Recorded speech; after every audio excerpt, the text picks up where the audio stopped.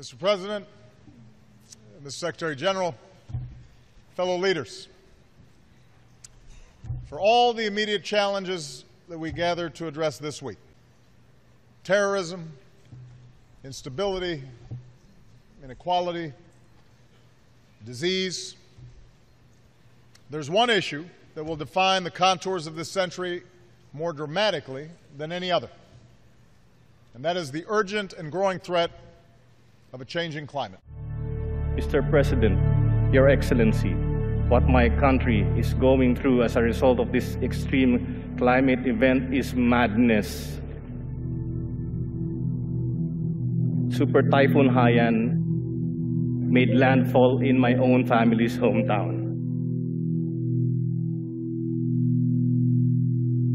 And the devastation is staggering. I struggle to find words to describe how I feel about the losses. To anyone outside who continues to deny and ignore the reality that is climate change, I dare them to get off their ivory towers and away from the comfort of their armchairs. I dare them to go to the islands of the Pacific. We refuse as a nation to accept a future where super typhoons like Haiyan become a way of life.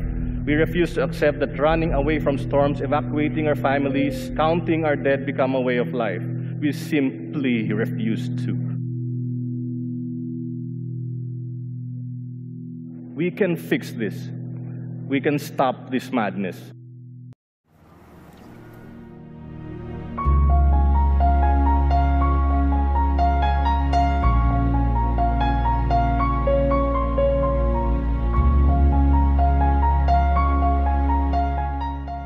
Mr. Secretary General, Your Excellencies, ladies and gentlemen, and distinguished guests, I'm honored to be here today. I stand before you not as an expert, but as a concerned citizen, one of the 400,000 people who marched in the streets of New York on Sunday, and the billions of others around the world who want to solve our climate crisis.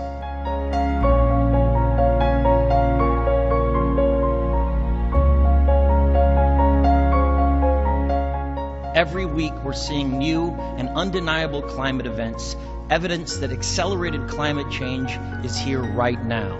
Droughts are intensifying, our oceans are acidifying, with methane plumes rising up from the ocean floor. We are seeing extreme weather events and the West Antarctic and Greenland ice sheets melting at unprecedented rates, decades ahead of scientific projections. None of this is rhetoric, and none of it is hysteria. It is fact. To be clear, this is not about just telling people to change their light bulbs or to buy a hybrid car. This disaster has grown beyond the choices that individuals make.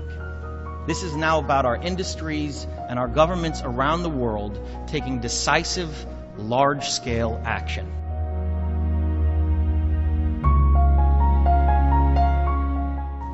We need to put a price tag on carbon emissions and eliminate government subsidies for oil, coal, and gas companies. We need to end the free ride that industrial polluters have been given in the name of a free market economy. They do not deserve our tax dollars. They deserve our scrutiny, for the economy itself will die if our ecosystems collapse.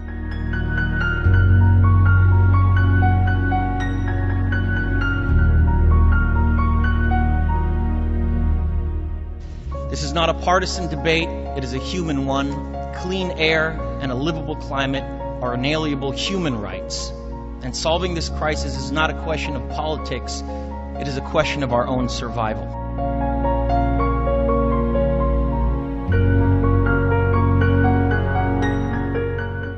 The people made their voices heard on Sunday around the world, and the momentum will not stop. But now it is your turn. The time to answer humankind's greatest challenge is now.